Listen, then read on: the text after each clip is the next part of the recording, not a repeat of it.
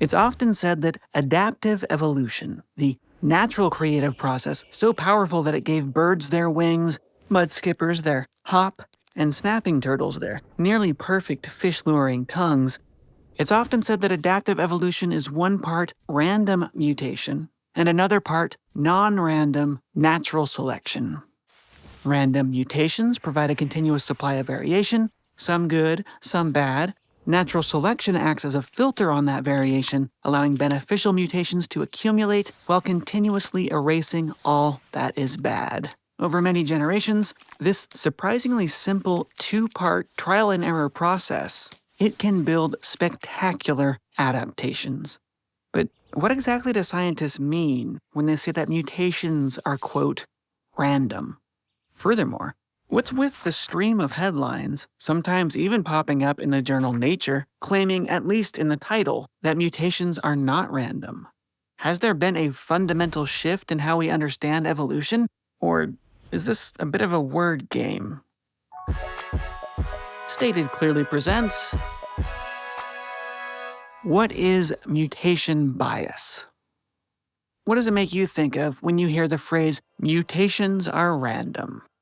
Simple logic tells us that mutations can't be completely random because, well, there are only 4 standard types of DNA nucleotides. Sure, the nucleotide cytosine can be mutated, can be transformed or swapped out with thymine or guanine, but it can't be swapped out with, say, an elephant or a tesseract, right? Well, if that's the case, what other unspoken limitations might exist for these so-called random mutations?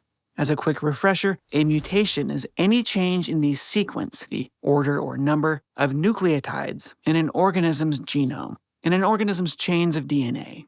Mutations can be small. A single pair of nucleotides is added, deleted, or swapped out for a different pair of nucleotides. Or mutations can be large. Entire stretches of DNA can be duplicated, moved, horizontally transferred from a different cell, or even deleted. Mutations are caused by many things, including copying errors during DNA replication, normal wear and tear from everyday use, damage by radiation, chemicals, insertions from viruses, the list goes on. When a scientist says most mutations are random, what they often mean is that the organism did not detect or somehow decide which new mutation it wanted next, and then actively cause the appropriate mutation. No. There are a few exceptions to this, but most mutations happen to an organism, whether that organism likes it or not. Random does not mean, however, that all mutation types are equally likely, or that all regions of the genome mutate at exactly the same rate. Mutation biases do exist. Every now and then you'll find a sensational headline suggesting that mutation bias is a completely new revolutionary concept, but scientists have known about mutation bias since at least the early 1960s. That said, it is true that recent advancements in genetics are allowing us to study mutation bias with far greater clarity, and some researchers have claimed to find that natural selection can exploit mutation biases in really interesting, unexpected ways. But that's a topic for another day. For now, why is it, in general, that mutation biases exist? Well, DNA is a physical thing inside a physical cell. Parts of a DNA chain are simply more fragile than others, and some regions of DNA are better protected by the cell than others.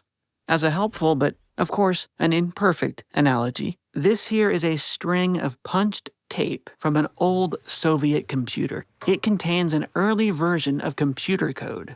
Each line of holes and non-holes acts as a byte of digital information that can be read, one byte after the other by a machine, similar to how in a protein-coding stretch of DNA, each set of 3 nucleotides acts as a codon that can be read by a ribosome. Here I'm going to pull on this tape until it breaks. But before I do, can you guess where it will break? Which byte or bytes of encoded information do you think make the weakest links? I'm gonna guess this one right here, but let's find out. I was slightly off, but I was pretty close. The point I'm making here is this. When information is encoded into a physical object, either by a computer programmer or the natural process of evolution, it can have the side effect of dictating the durability of that object. This is the case with old Soviet paper tape data files, and of course, this is the case with DNA. Mutation rates can differ wildly throughout a cell's genome at multiple scales. If we zoom in all the way to individual nucleotides, we find that cytosine, under many conditions, is more fragile than the other three types of nucleotides. Cytosine tends to mutate more often. Furthermore, transition mutations, the swapping of similar-sized nucleotides, these usually happen more often than transversion mutations, the swapping of different-sized nucleotides. Zooming out, scientists have found that E. coli bacteria have a wide mutational hot region, a region where mutations happen more often, that gradually gives way to a mutational cold region. It seems this is caused by the specific way E. coli handles its DNA when reproducing. Zooming back in, but not all the way, we find that inside those larger regions, small-scale hotspots and cold spots can also be found that depend on local DNA sequences. Here I built a physical model of DNA to show you how my favorite type of sequence-dependent mutational hotspot works. But first, let's do a quick refresher on base pairing. A chain of DNA is actually made of two strands stuck together by weak bonds in the middle, hydrogen bonds between nucleotides. Guanine is attracted sort of like a magnet to cytosine, and only to cytosine. Adenine is attracted to thymine.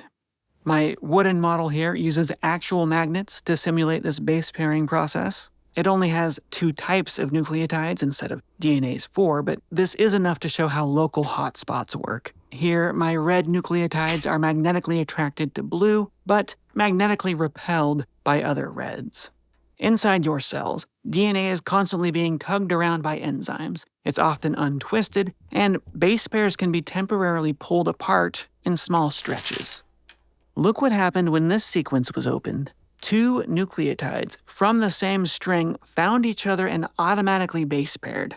Because of this, the DNA is now stuck open. This could cause problems, but in this case it's not a big deal because most of the other nucleotides did not find partners. It only takes a little tug and the entire chain will automatically snap back together.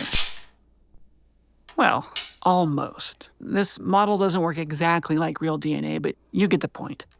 What happens, though, if we look at a different sequence of DNA? Here in the middle is what we call an inverted repeat, or palindromic DNA. If you take the sequence of reds and blues on the left side, make a copy and invert it, it is identical to the sequence on the right side. Watch what happens when I separate this sequence of DNA. Almost every single base automatically found and snapped to a partner on its own string. The cross that formed here, this is what we call a DNA cruciform, and cruciforms are extremely vulnerable to mutation. At the top and bottom of the cruciform, we have nucleotides that could not reach their partners. They are exposed to the elements, they can be easily damaged or mutated. Furthermore, there are several types of protein complexes that wrap around DNA and zip along its length. This way of traveling is important to their function. When these complexes hit a cruciform, they can crash, derail, or stall, sometimes also causing mutations. Inverted repeats are just one of many examples where a specific nucleotide's chances of mutating depend on its local neighborhood. The nucleotide's just upstream and just downstream. Natural selection, of course, can then promote or demote any of these mutations. Okay, so what does all of this mean? Are mutations random? Yes, but the word random here must be carefully understood. Most mutations are random in the sense that they do not happen, quote, on purpose. Cells usually don't decide which specific mutations they want and then actively cause them. That said, mutations are not perfectly random. Some mutation types are more common than others, some spots in the genome are more fragile than others, some regions of the genome are more carefully protected by the cell than others. If you work in statistics, you might say that mutations do happen randomly or stochastically, if you want to sound extra smart, but mutations have a, quote, uneven distribution. This, of course, is also true of most games of chance that everyone considers to be random. When rolling a pair of dice, for example, you are far more likely to roll a 7 than you are to roll a 2 because there are 6 completely different ways to roll a 7. Again, random, but with uneven distribution. Scientists currently debate how much of an impact mutation bias really has on evolution, but a growing number of researchers do agree on this. A stronger understanding of mutation bias will help us make better sense of evolutionary history and make better evolutionary forecasts in the future. That said, despite what we read in sensational headlines, mutation biases do not change the fundamental rules of evolution.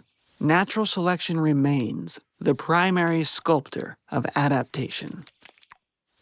I am John Perry, and that is mutation bias stated clearly. Before you go, I'll bet that some of you probably still have questions about that news article in Nature, more specifically, the actual research that article was about. You might also have questions about this 2022 paper claiming to have found non-random mutations in human populations. I have an entire series of videos on both of those papers over on my second channel, Stated Casually.